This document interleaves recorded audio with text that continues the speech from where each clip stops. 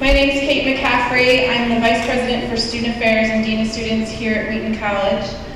I'm also a member with some colleagues as part of the Norton Opioid Prevention Education Collaborative, and we're very pleased to have Cory's cause here this evening and that you've joined us for this very important program.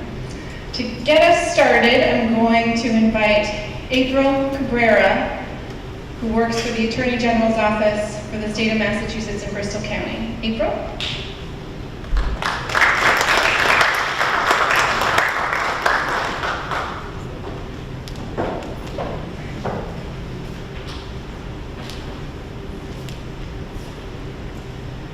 Good evening, everybody. I bring you greetings from the District Attorney's Office.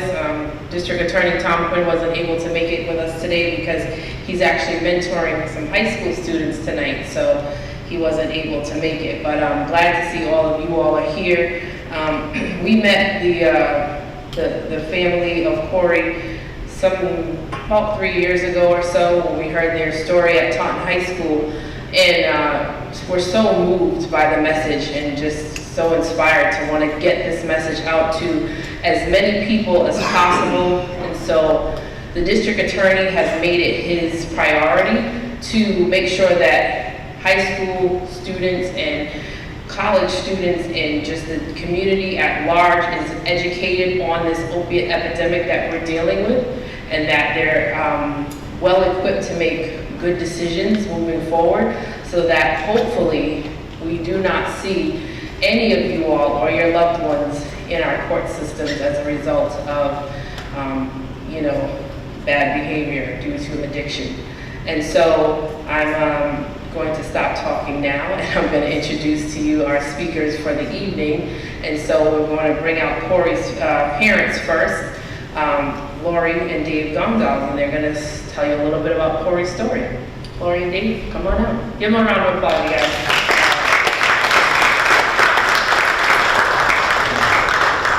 Good evening, everybody. My name is Dave, and this is my wife, Lori. Hi, everybody. And in a few minutes, we'll roll a video about our story, and after that, you'll get to meet our son, Cory, whom this assembly is really all about. Cory and we live in Taunton, and Cory went to Taunton High School, and you'll see him walk across the stage and get his diploma and everything. And never in 100 years did we ever think that we would be standing in front of a group of people talking about how our son became addicted to drugs. His journey started when he was finishing up his junior year of high school. He was a varsity sports athlete. He played baseball, he played football, and he was very good at it. Baseball was his best sport, and there was certainly a lot of potential there, where he was even being scouted by a pro scout from the Seattle Mariners, who came to take a look at him, and he had a lot of good potential. So how in the world did we end up where we did? He got a sports injury. He had torn labrum in his right arm, and in the summer between his junior and senior year of high school, he had to have shoulder surgery on it. He did have the surgery, and he was prescribed prescription pain medication by the doctor. And this was 10, 12 years ago, when the opiate epidemic was just in its infancy stage. And he recovered from the surgery, but unfortunately the surgery was not successful. He would never throw a baseball or a football competitively ever again. And as you can imagine, that dashed a lot of his hopes and dreams for the future. And it was very devastating to him, as anyone can imagine it was. But he was on to Plan B. He got his diploma from Taunton High School, walked across the stage, graduated, and went on to the nursing program at UMass Dartmouth. And when he was there, he was on campus, and I don't know if I tell you college kids, in between classes he had some downtime going on. He had some time to do a lot of thinking. And where were his friends going after classes? Well, they were going to baseball practice, they were going to football practice. And Cory wasn't really going anywhere. And he started doing some thinking. Guys, life is about choices and decisions. The average person makes over 200 decisions a day. Most of those have nothing to do with anything, really. What am I going to have for breakfast today? What am I going to wear? Things that really aren't very important. But a few of those decisions are very important. And if you make the wrong choice or the wrong decision, it can have dire consequences. So Cory was doing a lot of thinking, and thought back to the high school time when, he took those pills after the surgery. And not only did they make the physical pain of his arm go away, it kind of made him feel better inside and make the mental anguish go away too. And he started making some poor choices. He started seeking out on campus, buying these prescription pain medication pills and taking them. And 1 pill a day became 3 pills a day, became 5, became 10. And before you know it, he was addicted to these prescription pain medication pills. And as you can imagine, it was very tough to keep up his studies in school, as well as to keep functioning and take these pills, not to mention a very expensive habit. So he ended up dropping out of college and coming back home to live with us. He got a job. We realized he had a problem and sent him away to rehab. He went there for a few weeks, came back out, and we thought we had this problem all licked. It was, done, over with. But addiction, guys, is not a choice, it's a disease. And it's also a disease of relapse. It's not that easy just to say, don't put that pill in your mouth, don't put that needle in your arm, you're going to be fine. It's not that easy at all. So we went through the next 5 to 6 years of this journey when he was in and out of rehab a total of 12 times. It was now the summer of 2013, and we got that dreaded phone call. We had sent him away to a long-term facility to hopefully get well. It was called Gosnell down the Cape, and he kind of graduated from that program. And we then decided, all 3 of us, that it would be better if he didn't come back home. Maybe he should live in a sober house. So he was living in the sober house for about a month and a half, 2 months, when, for reasons now that he doesn't even remember, he relapsed to time number 13. Time number 13 turned out to be very unlucky. On that night, I was home with my husband, and I was really so happy at that point. Cory had been doing really well. He was drug-free, and he was, resetting his life, and everything was really good. Unfortunately, I got the phone call that every parent dreads. The voice on the other side of the phone told me that Cory had relapsed, and he had overdosed, and they were putting him in an ambulance. At that point, I didn't really know the severity. I just thought that they would give him Narcan, which is a medication which reverses an overdose, and that I would drive to the Cape and get him and readmit him into treatment. The first phone call that I got while we were driving on 495 heading towards Falmouth was the hospital telling me that he was not breathing on his own and that he was on life support. So it was a little difficult trying to, wrap my head around that and drive to the Cape. The second phone call that I got was from the hospital chaplain, and they asked me if we wanted any kind of clergy, what my religion was, because they didn't feel as though he was going to make the night. And, we were just about at the Bourne Bridge, and my whole life, I loved it when we got to that bridge. Because when we get to the bridge, we went over to the other side, it was beaches, it was vacation, it was fun. You could have paid me $1 million and I would not have gone over that bridge. I did not want to go over that bridge because I knew that there was nothing good waiting on the other side for me. So we were met by the hospital chaplain, and we were brought in, and my husband and I stood there while our only child was given the last rites. It was really a difficult time in my life, but I'm so fortunate because the worst night of my life became the best night of my life, because besides all odds and how they told me that if he was going to make it, they wouldn't have med flight him to Boston because he wouldn't survive a med flight. He's here. It's like a miracle. And so what we've done with his story is we've taken this negative event that has happened to us and tried to turn it around and make it a positive by sharing his story in the hopes that we can impact lives. And every time we speak, and I'll say it now, I hope that we impact one life out there, that one person leaves here and the course of their life has changed, and they won't make the same mistakes that Cory did by hearing his story. So I'm going to show you the video of his journey, and then we'll come back up and Cory will speak.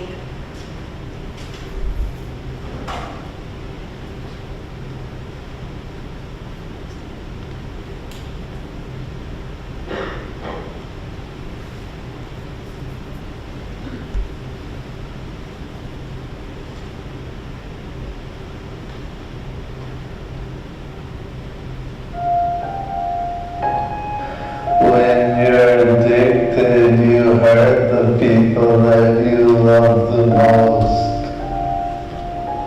People don't realize that an addict is the kid next door. doesn't stop, it just keeps mushrooming, getting worse and worse, until it just spirals completely out of control. My life sucks now.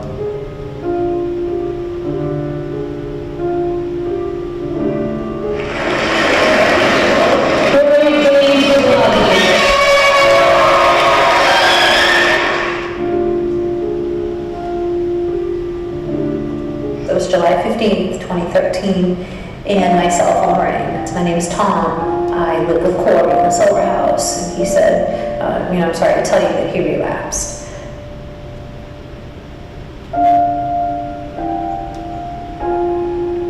And the neurologist came in there and pretty much kind of said, well, we think now he might live, but he has extensive brain damage, and that maybe his brain is only functioning at 20%.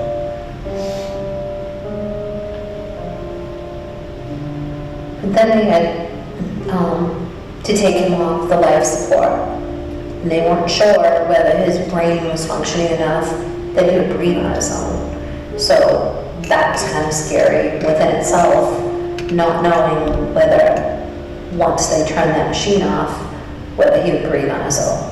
I remember when I woke up at the hospital and I had a tube down my throat and it hurt and I couldn't see anything except the white sheet.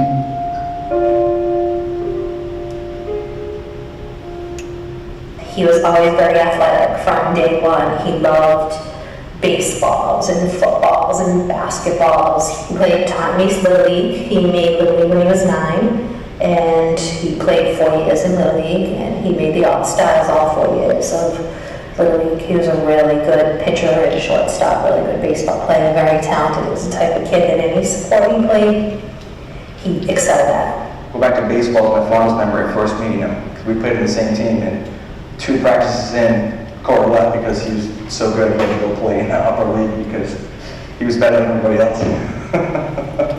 It made me feel good that I wasn't good enough to go play with the kids, but Cory got to go play.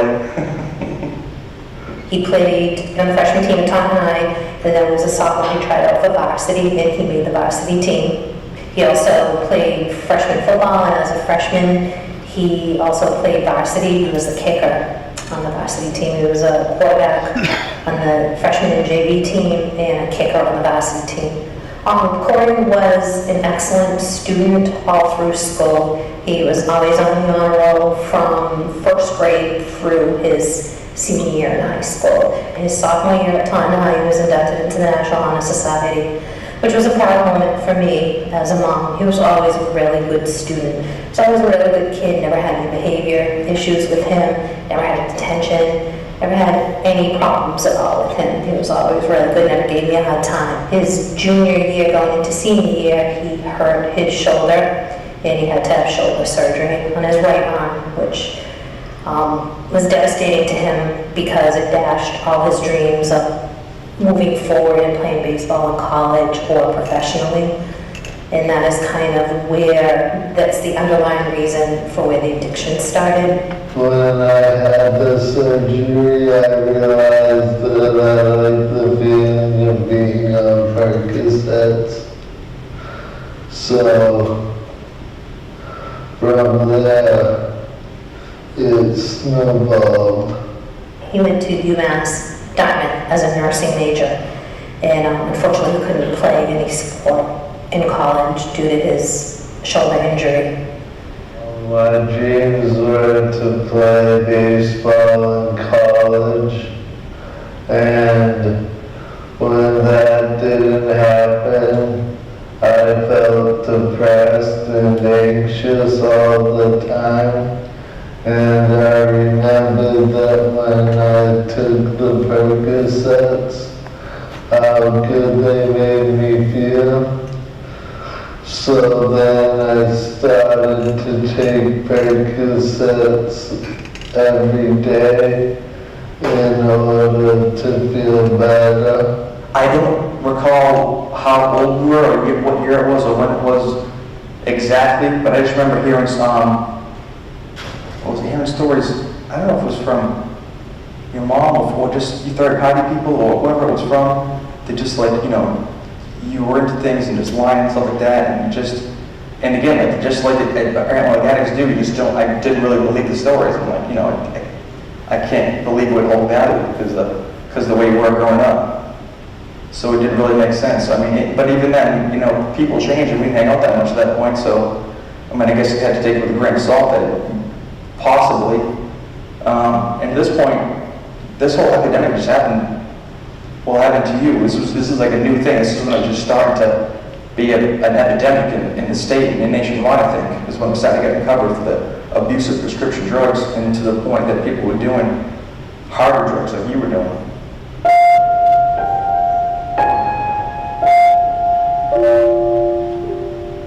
He was going through a lot of emotional things, some depression, some anxiety, and my husband and I weren't really aware of that, only because he wasn't living at home.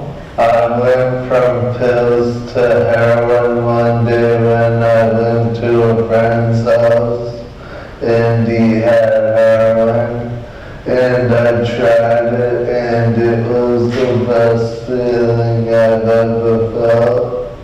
We knew that he had a problem with prescription pills, with Percocet and Oxy, and we were trying to deal with that, but nothing prepared us for the moment that we found out he was using heroin. It was Christmas Eve, Dave pushed the door open, and he was in there with a needle. Doing heroin was me chasing that original high the whole time. Some people call it chasing the magic dragon. If he was using every day and he was out at, his grandfather's house or out socially or working a job, nobody would ever know. Because it comes to a point with heroin where they don't use to get high, they use to get by. Because if they don't use, they're going to get sick. It's something that you could easily hide from someone that it was so minor at the time that you wouldn't even know he was lying to you, even though it might have been more severe than I would even know at the time, because it was, like I said, it was something new to me. I hadn't been exposed to that kind of stuff before, so how could I ever look at him and assess telltale signs of what addicts do? Had I known how bad it was, and it was brought to my attention more facts and a more background story of what he'd been up to, I wouldn't just, kept my mouth shut about it. Because again, I feel like I had to be enabling him, like basically just pushing him in the direction to do it. Like, if you're going to turn a blind eye to it, you're just as guilty as he is. You might as well be doing it yourself. I mean, I wouldn't say, I guess you shouldn't say you might as well be doing it yourself, but you might as well be giving him the drugs. If that's the case, you're just going to let him do it. To buy the drugs, I would pawn stuff from the house. I even pawned all my mother's jewelry and my grandfather's wedding ring. I used heroin to maintain my daily life. We tried to reason with him. We tried so many different addiction centers. We just tried everything, and nothing worked. It just gets to a point where you have to realize this is way bigger than we are, and we just needed some professional help. There's so many resources out there for parents, but we weren't aware of any of them. And Dave and I would sit in our kitchen, like, well, where do we turn? What do we do? I've never dealt with addiction before in my life. I was ashamed or embarrassed to ask anybody about it. And I just felt like it's not out there enough. There's not resources. There's a ton of them, but how do you find out where they are and what's available to you? A lot, when you send them to a short-term thing, like 7 days, 10 days, whatever it is, they're not going to get in 7 or 10 days. And I think insurance companies kind of need to maybe rethink that about how they deal with this issue.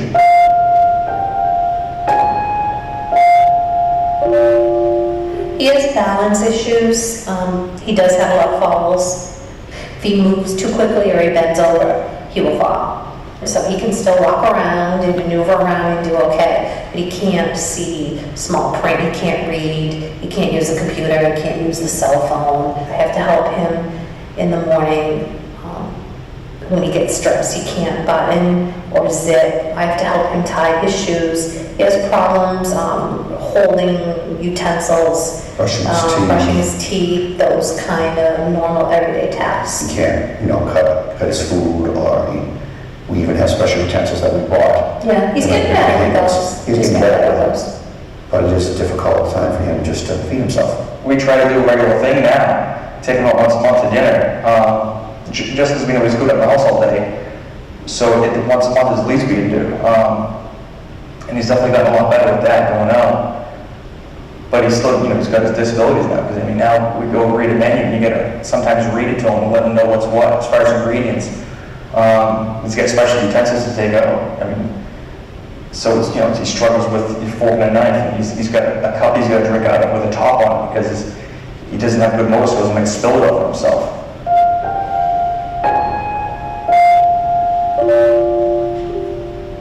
There are resources out there that you can use, and addiction is something that shouldn't be kept in the closet hidden. The more you talk about it and you get it out there, the better it is in the end. We learned through our support group, learned to code. You didn't cause it. You can't control it, and you can't cure it. I used to think the same thing. I say, I'm a pretty smart person. I usually fix problems, and if something's broke, I'll fix it. I'm going to fix this problem. I'm going to take care of this myself, and we're going to make sure that we get him clean, and he'll be good. And we're able to do it. But our family motto now is adversity to advocacy. And, I'm really proud of Cory. He's done a lot of advocating for this disease. He's gone up to the State House in Boston, and he testified at Governor Baker's opioid bill. He met the governor. He's met with Maura Haley, the Attorney General. He met with the Lieutenant Governor Karen Polito. He's met with Congressman Joe Kennedy. He's doing everything that he can to try to get out there to talk to everyone, not just to school groups, but he's talking to politicians, anyone out there, to try to make a difference. And I'm really, really proud of him that he's taken this event that has happened in his life and turned it around and made it a positive. So as a family, we're working really hard. We've started our own nonprofit called Cory's Cause. And our goal with Cory's Cause is to someday open a walk-in center where people can go for resources and help. But right now, we're going to help other families, with resources, and to fund some treatment for some families, and to offer some scholarships to local high school kids that are on the right path to try to help them pay for some of their college tuition. But, we try not to sit here and look back. We can't look back. We can only look forward. This happened to us. This happened to our son. And, I can't sit here every day and say, what if this didn't happen? He had so much potential. I can't even go there. I can't look back. We just look forward. Every day I want to help somebody else who might be going through the same things that I am. As bad as it was, I'm lucky because I didn't hear the words, we're sorry, he's gone. He lived. Talk to your family or your friends about it so that you can get the proper help. Don't think that this could never happen to you, because it can happen to you. And if it does happen to you, don't be ashamed or embarrassed, and just hold your head up high and just get the help that you need for not only your child or whoever the addict is in your family, but for yourself. And there is help out there, and to please go and try to get it, and don't be ashamed or embarrassed. You might think that doing drugs are going to make you cool, and all your friends might be asking you to do that and everything, and maybe you even try it once or twice, and nothing happens. And you might get away with it once, twice, 100 times.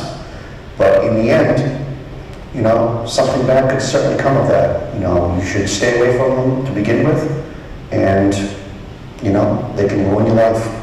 Don't do any drugs because you can end up like me.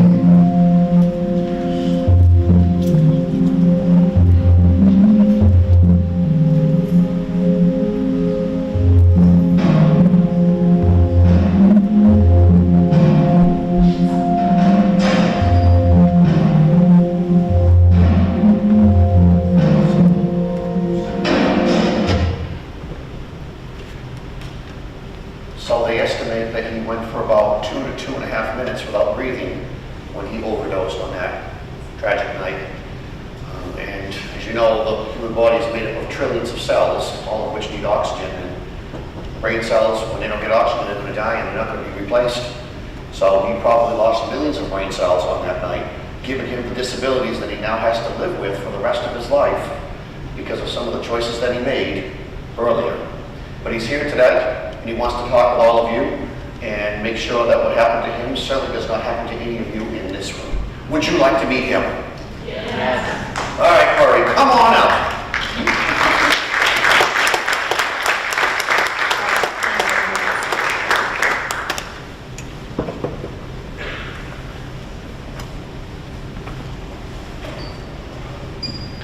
Hi, everybody. First off, I would like to apologize because the video is a little bit outdated. Because, like, at the end of the video, Dave actually says something to the effect that I have a problem feeding myself, except that I bet that you guys can tell by looking at me that I no longer have that problem. And the second thing that is also wrong in the video is, like I said, that my life sucks now, except that I no longer feel that way. Because, like, I also said in the video that doing heroin is the best thing that I've ever felt, except that is wrong.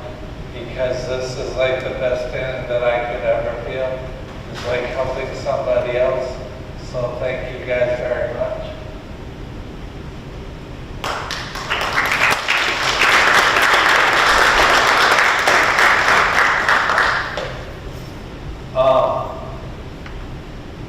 I actually remember going to assemblies just like this in college and in high school and middle school, thinking to myself, why do I need to be there? Because this is never going to happen to me, except that it did happen to me. So if it can happen to me, it can happen to any one of you. So please just keep that in mind if anybody ever offers you the opportunity to try any drugs.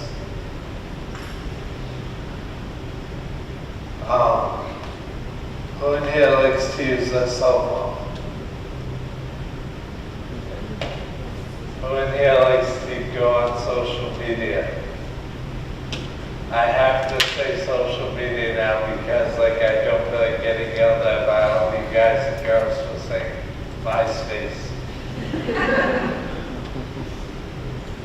And who in here likes to drive? Or the idea of it. Because those are just a few things that I've lost due to my new disabilities. Except that, like, the thing that I really want to stress to you guys is not to feel sorry for me. Because this is probably, like, the best thing that could have ever happened to me. Because, like, if this didn't happen to me, I don't think that I would actually be here today. Even, like, on this earth, or if I was, like, I would be out there still using and stuff.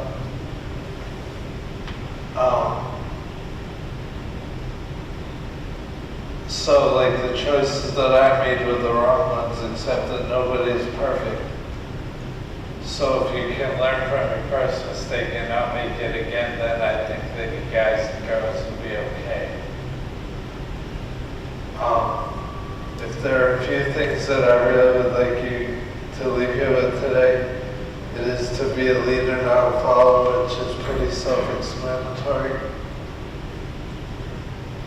Then be unique. It's okay to be your own person. Don't be afraid to say no. Don't do it just because everybody else is or asking you to.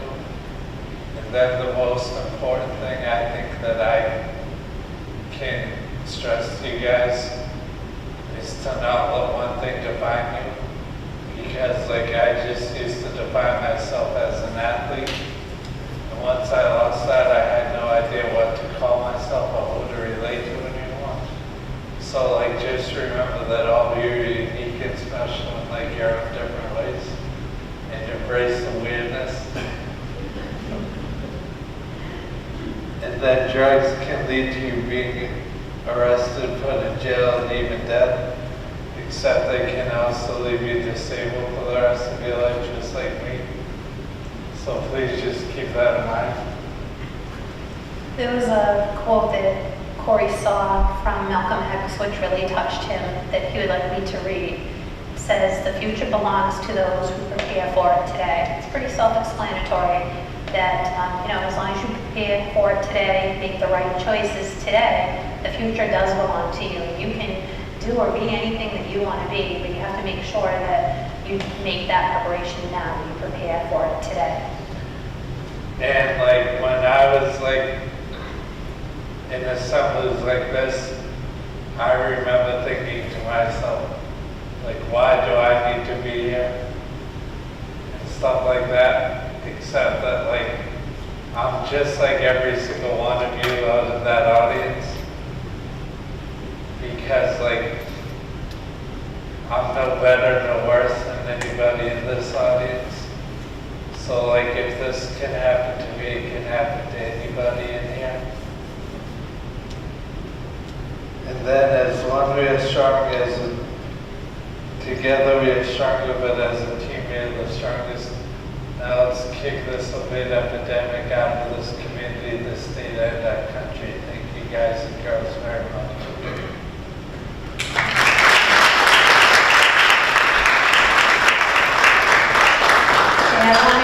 I want to go back to when Cory was in high school.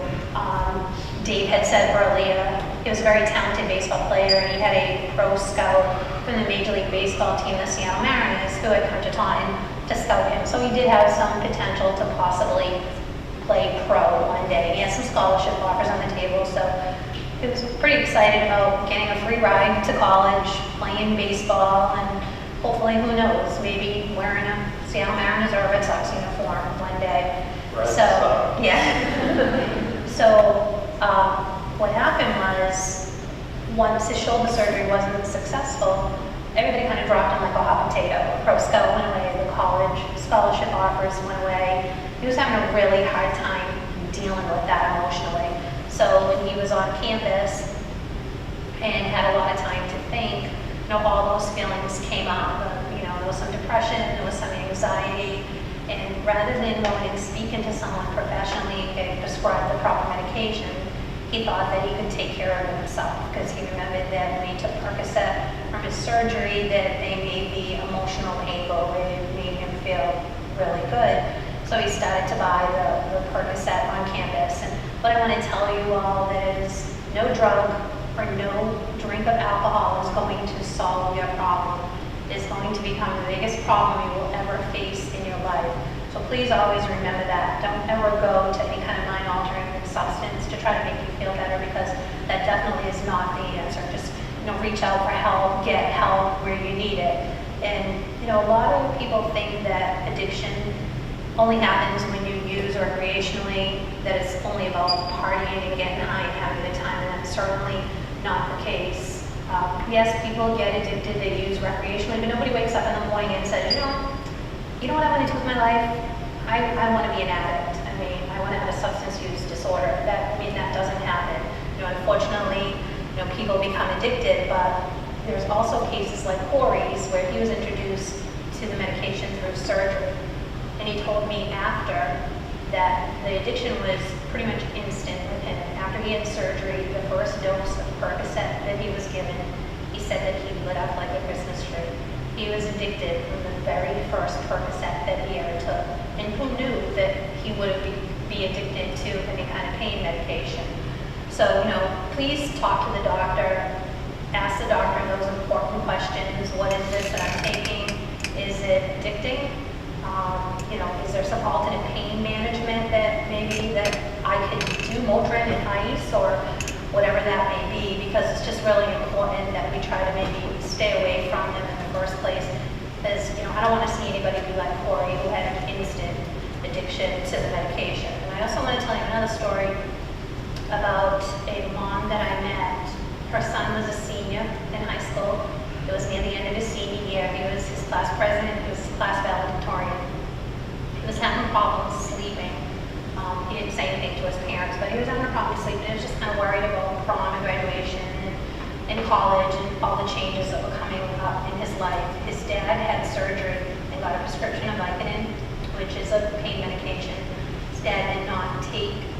Vicodin, he put it in the medicine cabinet for a rainy day, might get a backache, might get a toothache, whatever the reason may be. So,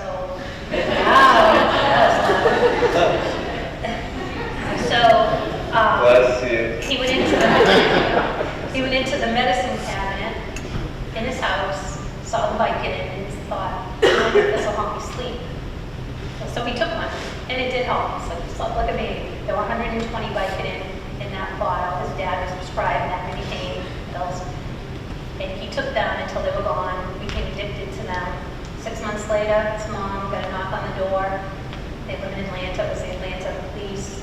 They had found him dead in his car. He had died of a heroin overdose. Now here's a kid who innocently went in the medicine cabinet and took a pill because they were helping him sleep. So please don't ever take any pills out of the medicine cabinet. Please don't ever take a pill that's not prescribed to you. And the adults in this building, and even the college kids going forward, dispose of any medications that you are not going to use, or make sure they're locked up properly so they don't get in the wrong hands. So many communities now, police departments have receptacles, they have like bins where you can bring any drugs that you don't want, any medication that you don't want. It doesn't even have to be an opiate. It can be heart medication, whatever, high blood pressure medication. Please don't flush anything. It's not really good for the environment. So, these addiction can happen to people, without even knowing that it's happening, like in Cory's story and in the case of this boy Davis. So, it's really just important to have that conversation with the doctor. We spoke at Natick High School a couple weeks ago, and they had purple as a overdose awareness color, and they had purple flags for every person that died in the state of Massachusetts this last year, and 7 of them were red because they were Natick residents, and there were 2,036 flags that the students from the high school took and planted out in the front grass of the high school. 2,036 lives that were lost just in the state of Massachusetts alone, so do the math with the 50 states. That's somebody's daughter, son, mother, father, brother, sister, cousin, friend. The numbers are absolutely alarming. It's crazy how many people are losing their lives. There's a statistic that the U.S. is 5% of the world population, and yet we consume 80% of the opiates. The rest of the world consumes the other 20%. So what does that tell you? That we don't manage pain well, people have babies, we want instant gratification, and we need to rethink how we handle this situation so that we can somehow make these numbers go down so that no other family has to suffer. If anyone in here is struggling, or someone is struggling, please talk to someone, reach out to a trustworthy adult, a family member, someone here on campus, anyone that you feel is trustworthy that can help you. And I always tell people, I'm not an expert in this field, but if you want to go to our website, which is coryscause.com, and reach out to us on the website, send us an email, and I will make sure that I try to forward that information on to someone so that we can get you the proper help that you need. So many communities now have drop-in centers. There's one in Taunton, which is held twice a month on the second and the last Thursday of every month. Go online, research stuff, just reach out for any help. And we also award Cory's scholarships. So I know you're all college students, and it's not available to just high school students. It's also open to college students. So please, after the first of the year, the scholarship will open up. You can go online to our website and apply for the scholarship, and hopefully you'll be a recipient. Last year we gave out $17,500 in scholarships. So I'm really big on helping not just high school kids, but kids that are already in college. For the adults that are in the room, I have a little piece of advice, I guess, that I might give you. I never saw this coming. It was like you just took all the air out of me and just somebody hit me across the head with like a 2x4. I never saw this coming. And the 3 most dangerous words that we can think as a parent are not my kid. Cory came from a good home. He was raised in a good home. He knew the dangers of drugs. He went through the DARE program in school. We talked to him about the dangers of drugs. He was a nursing major. So he absolutely knew the dangers of drugs. It did not matter. Once, the medication got into his system, his brain loved it, and it just completely changed his whole life. So, this really can happen to anyone. And, my big thing is no boundaries. It doesn't discriminate, and it can happen to anyone. So, as parents and family members, we have to think, we can't think that we're raising a good home, that we've taught them the dangers of drugs, that it's not going to happen because it can't happen.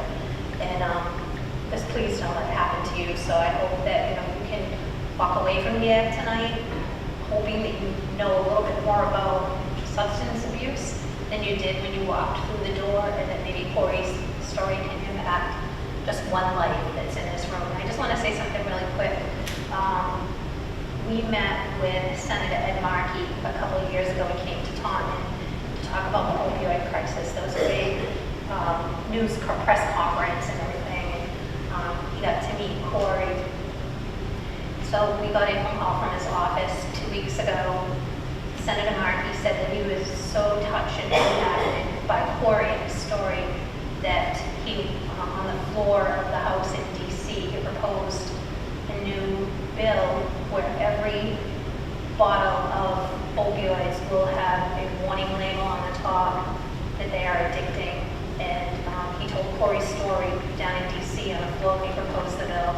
And then he invited us to a press conference up in Boston, and he told Cory that he was the inspiration for that bill. So really made me cry to know that maybe we are helping and we are making a difference. And I hope that maybe we've made a difference in someone's life that's in this room. Thank you.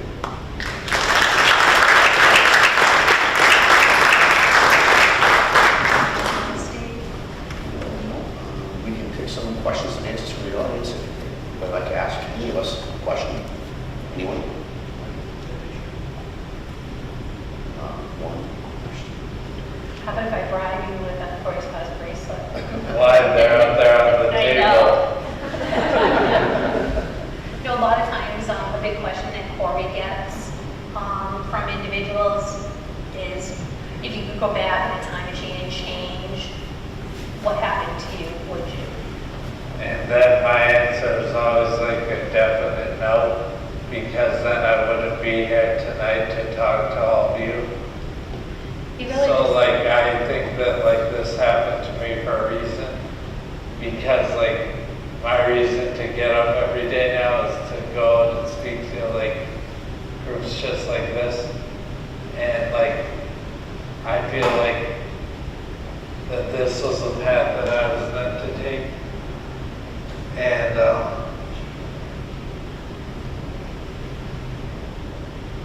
he does. He just feels like, this was supposed to happen. This was the journey that he was supposed to take. I mean, we had doctors on the Cape, we had doctors in Boston tell us that he just wasn't going to make it. Or if he, once they took him off life support, he wasn't going to breathe on his own. Or that cognitively his mind would not be good. He might be like a 3-month-old or a 3-year-old. We just heard they prepared us for the worst. And when he left Falmouth and went to Boston, they were all saying, the whole staff in Falmouth was like, oh, we don't even know how he's leaving here. We don't even know how he lived past night 1. So we just feel like this was God's plan for him. That this was supposed to happen to him, and his job was to go out and share his story and hopefully save lives. And he always tells people that, he was a nursing major, and he eventually wanted to be like a nurse anesthetist or physician's assistant. And he feels like he's impacting and saving more lives now than he would have if he was working in a hospital. That's pretty powerful. which is actually quite ironic. I think it's pretty powerful, and this is really healing for us as a family. When we speak, it helps me know that maybe if I've helped one mom out there not go through what I've gone through, if I can help one college student out there. Cory never did drugs until he was in college. You know, some people say to us, oh, college kids are too old, you know, you need to talk to them. That is not true. I mean, some people get addicted at 16 years old when they have a hip replacement. I mean, there's not an age that all of a sudden says you're not going to be hit by addiction, because it can happen at any time. So, you know, I just think it's so important to share his story, and, you know, maybe the course of one of your lives will be different. Or when you're a little bit older and you have kids and they have a sports injury, or they have something, they have their wisdom teeth out, maybe you'll think back to Cory and say, no, you know what, maybe we can manage this pain some other way. So I hope that, you know, we can just make a change in one of the minutes all worth it. Thank you very, very much, guys. No My questions. pleasure. No questions at all. Remember what I said to be a leader, not a follower. Okay. Yeah, this your night. Well, you came tonight because we're teaching the system for the high school. And maybe before you could come visit us at our school someday. Crystal I'd like Lake? to keep in touch with you and get somebody to come down and talk to you about classes. We would like Crystal Lake, you said? Yes. We were there a few years ago. We did just the freshman class and just maybe like the shop class or whatever. But yeah, we would love to speak to the whole student body. I really think it's really important. In Taunton, we speak at the middle schools every year. So all the kids that are sitting in Taunton High School right now have already seen a presentation when they were in middle school. We do the 7th grade every year in Taunton. But yeah, we would love to come over and do Bristol Limits. We've spoken at Foyle. We spoke at Foyle last year. We spoke at the middle school, the Taunton Catholic Middle School, which is now over at Foyle. So yeah, we would love to. Give you our contact information. Please reach out to us, and we would want to have to provide. It's right down the street too. So it's close for us. Anyone else? I just want to thank April Cabrera, the Bristol County DA's office. The DA's office has been incredible. They've shown us a lot of support. They're always there for us, and they're working so hard in the community to try to combat this problem and, you know, bring more awareness and education to the disease of addiction. So Tom Quinn is doing a great job. You know, sometimes when you're out, you're living out in the community, you don't realize what's going on behind the scenes. But there are individuals in Norton, there's individuals in Taunton, and we have a task force that we're working so hard to try to make a difference with this disease. So thank you, April. And that's it. That's it. Thank you once again. Thank you.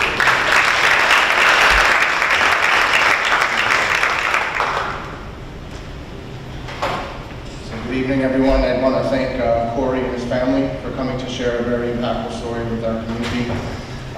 Before we end tonight, I'd like to take a moment to introduce Dr. Meg Kirkpatrick, the Associate Provost here at Wheaton College, who's also Associate Professor of Psychology, who's going to provide some brief remarks in regards to the connection between the brain and addiction, and then answer any questions that the audience might have as well. Thank you.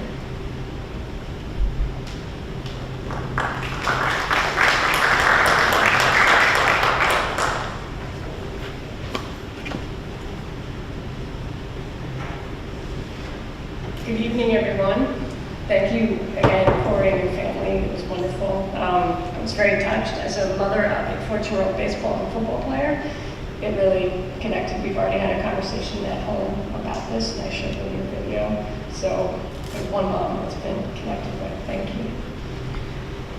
I teach drugs and behavior here at Wheaton, and we spend a lot of time talking about how drugs work in the brain. And if to sort of talk about the connection between drugs and the brain in 5 to 10 minutes is a tall order for those Wheaton students, if you want to learn more, there's an entire class. And we talk about addiction and dependence and tolerance and all the things that I'll touch on a little bit today in much, much more detail. This is something that's usually, we're about 4 weeks into the class, and I've had lots and lots of brain diagrams, and we've talked about neurotransmitters and all sorts of things. But for today, I'd really like to just give you a couple of really important pieces of information to understand some of the words that we've been talking about. Cory, you inspired the title of my talk. I called it Chasing the Dragon. I thought that was a really wonderful turn of phrase that came from your film. And it actually, I was really impressed by the analogy. I'd heard it before, but I think it really does say a lot about the process of a person's relationship with drugs and how the brain reacts to it. It's a continual evolving relationship and one that changes over time. And you are chasing, as Cory said, that initial first high because it never happens again. And that's the important thing to recognize, is that once the brain and a chemical interact, the brain is changed. And every interaction after that point changes it further. And I can tell you a little bit more about what that process looks like, but it's a process by which you will again be sort of chasing something that will never really happen again because of a physiological set of events that happen. So to think a little bit about what that phrase means, and one of the things that somebody might even ask is, why would someone want to try drugs? In Cory's case, he tried it because he was told to, right? It had an instrumental purpose. It was taken to address pain.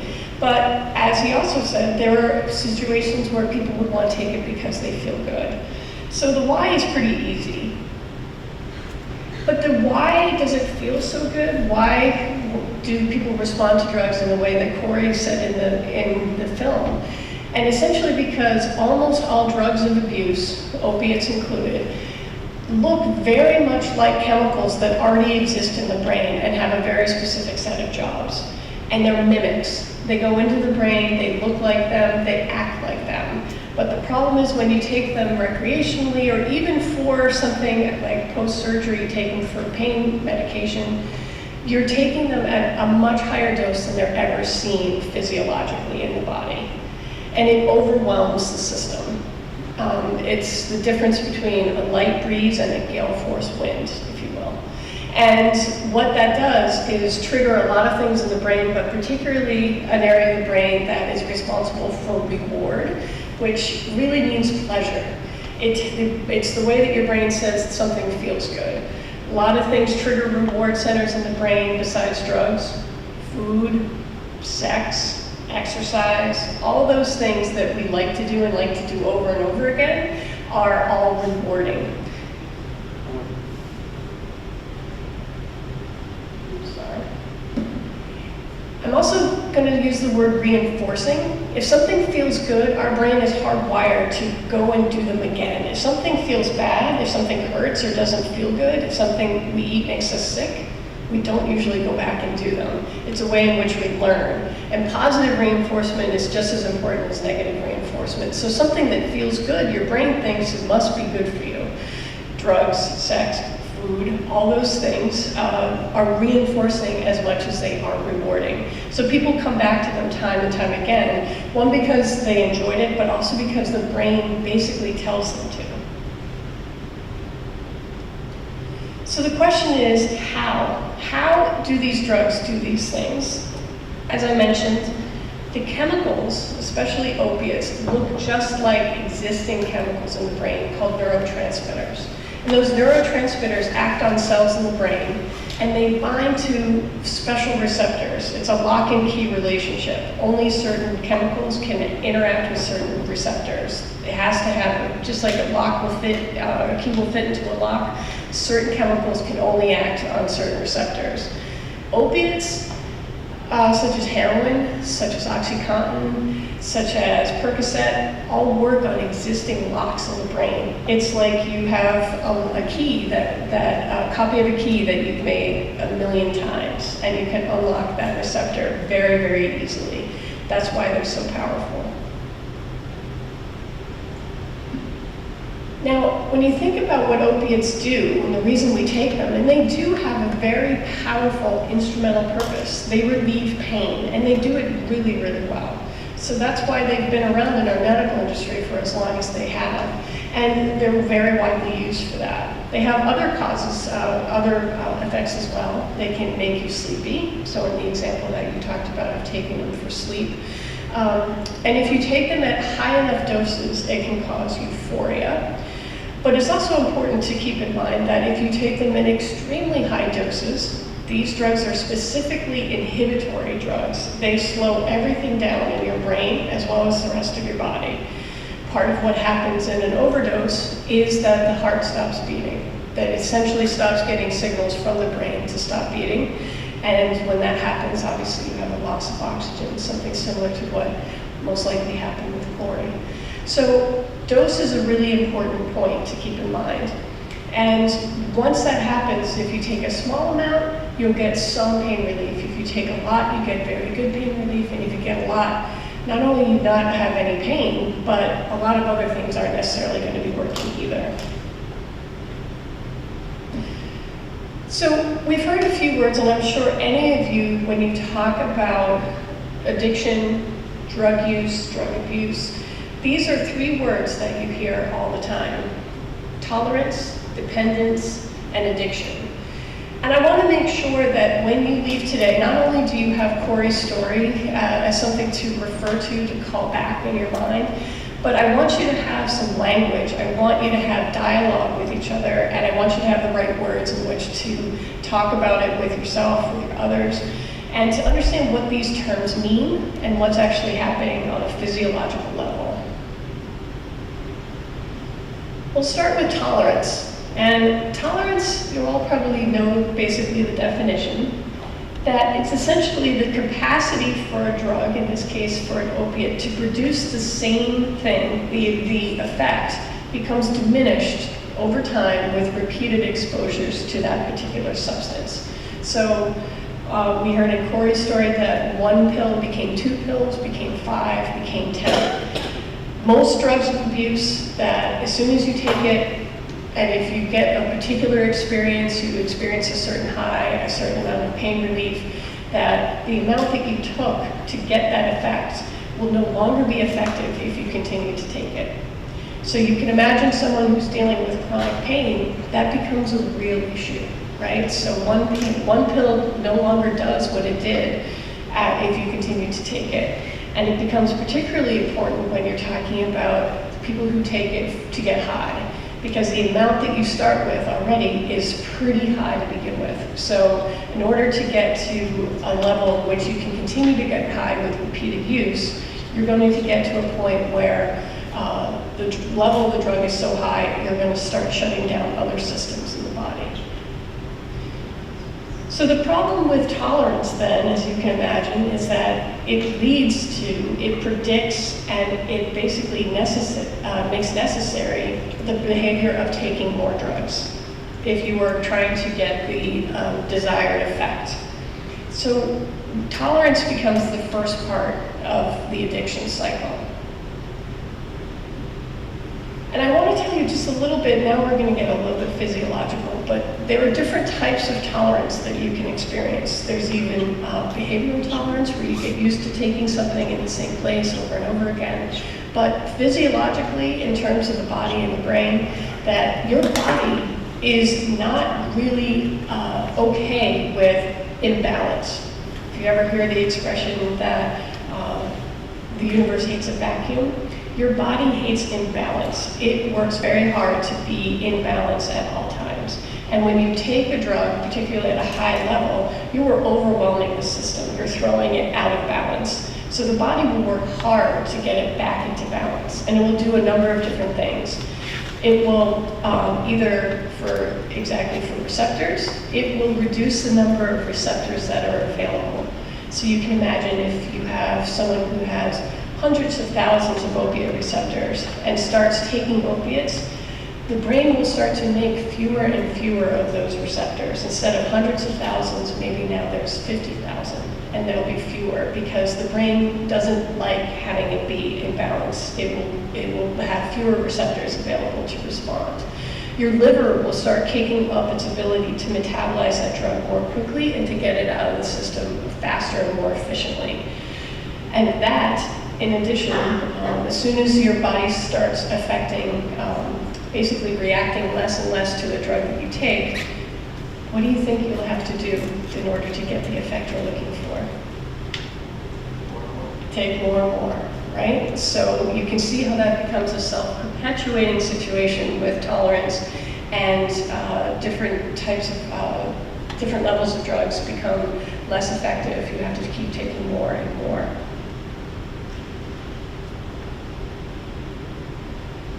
You can have, so I mentioned cellular tolerance, where the brain itself will actually start making fewer receptors available for the drug to take its effects. It will have fewer cells to act on, but you will continue to take more to try to fill up all the receptors that are there. And I should say before I move to dependence is that one of the things your body, as I mentioned, makes its own neurotransmitters that look very much like these drugs.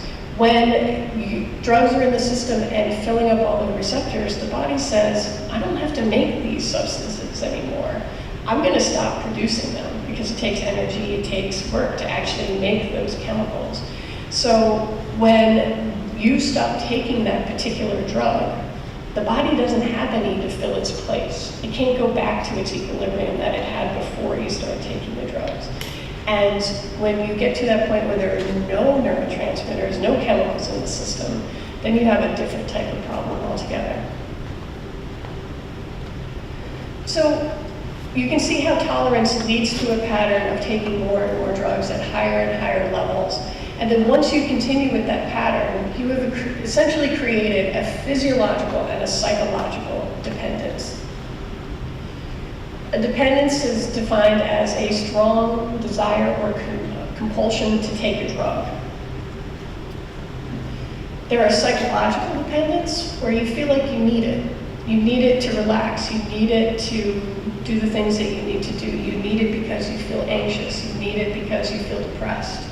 And you become psychologically dependent on it. And you may crave the particular pleasurable feelings. However, there's also a physiological dependence that's really important. So even if you decide, I don't want to take these drugs anymore, your body is now used to having them. It's adjusted to having them and has done all those things that I've talked about to adjust to that circumstance and will make it kind of tough to pull away from that. So the physical dependence leads to a state that we talked about, which is essentially withdrawal, right? Where if you stop taking the drugs, your body needs a little bit of time to catch up, to start making its own chemicals and to fill its place. But in that time, in the meantime, there's nothing there, there's an emptiness, and those receptors don't have anything to activate it. And that's when your body starts to experience what we refer to as withdrawal symptoms. Very often they are the opposite effects of what you were taking the drug for in the first place.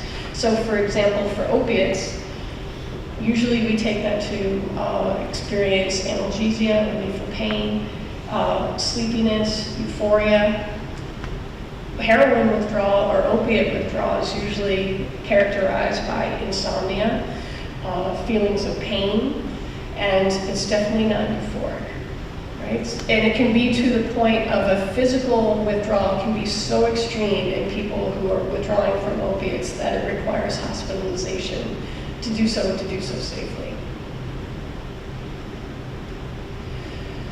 So you can see how the pattern of taking drugs alters the brain chemistry. It alters what it looks like physically. Actually, if you look at MRI scans and CAT scans of brains of individuals who take drugs, who are addicted to drugs, the brain itself is physically changed. That's why we think of this as an addiction.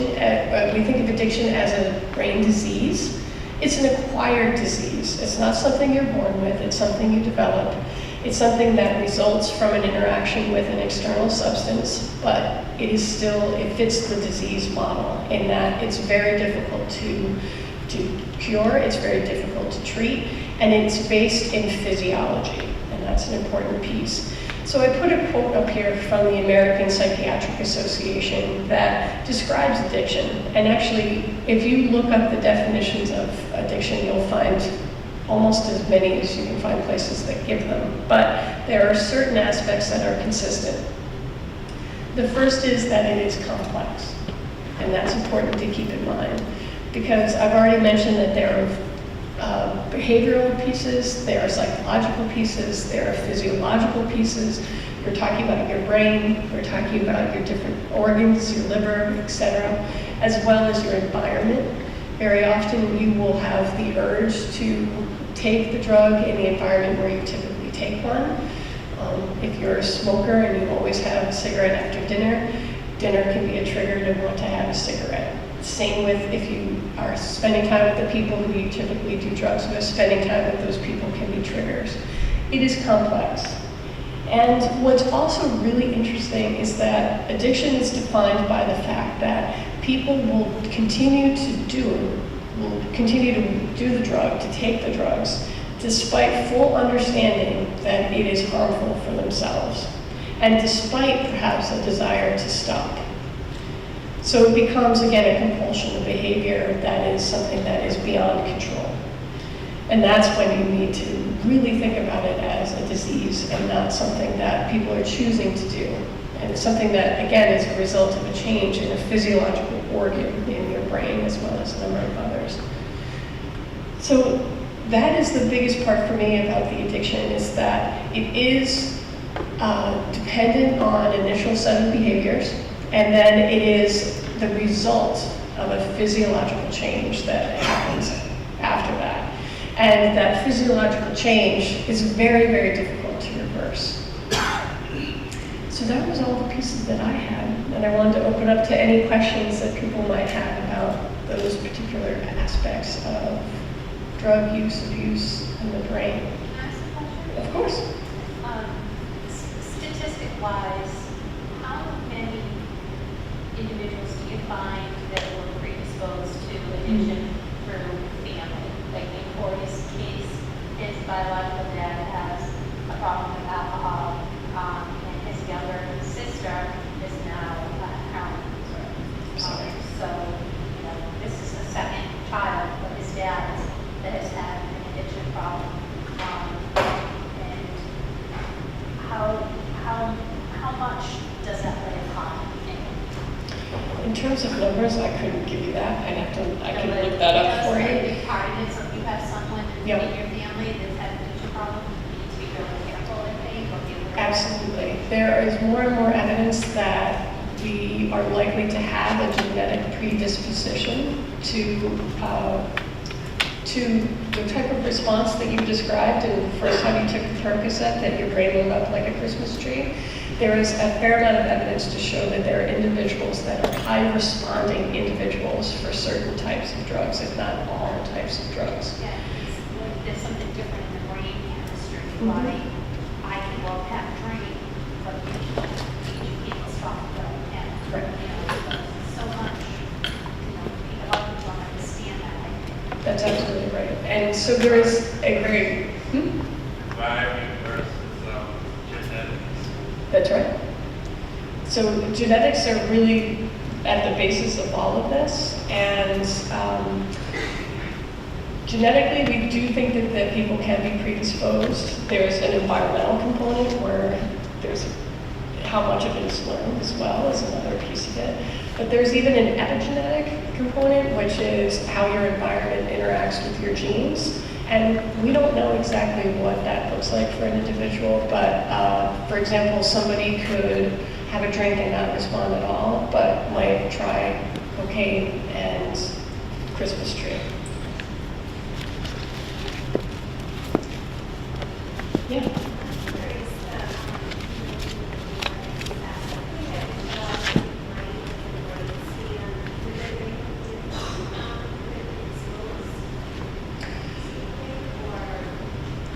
Did everybody hear the question?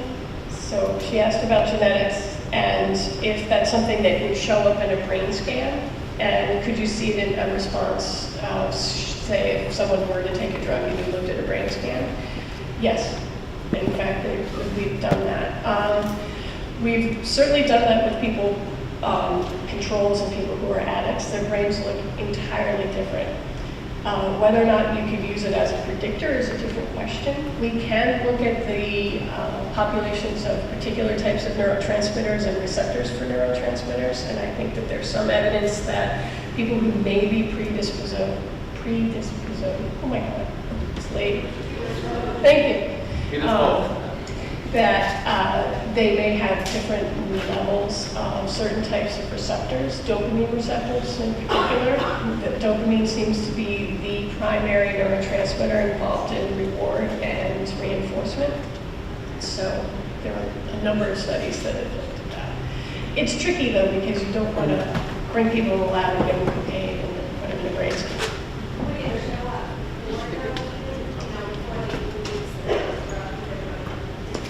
It's a good question, and again, maybe that looking at relative levels of certain levels of neurotransmitters. I'm not familiar if there are any studies that have done that, but it's certainly true. But we have actually seen brain scans of people under the influence of drugs and seen them as inherently different.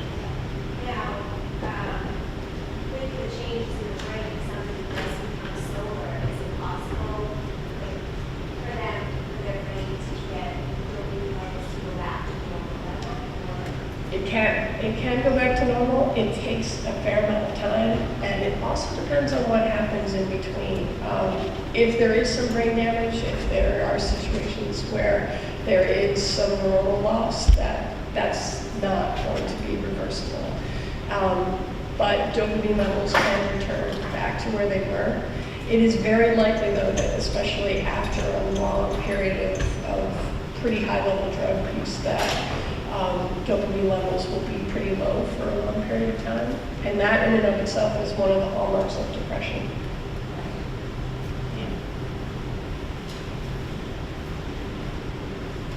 Yeah. At the Attleboro bus terminal or Taunton bus terminal, when I take the bus, sometimes people ask me for money, right? Because they're full of. So when you're out, somebody asks you for money? Yep. You think to buy drugs? Is that the question?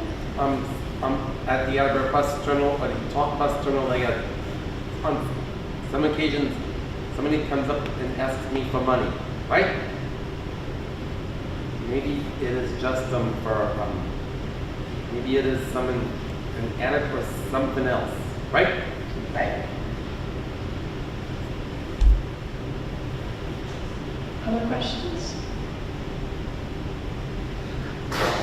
Bless you. That was a lot quieter. I know.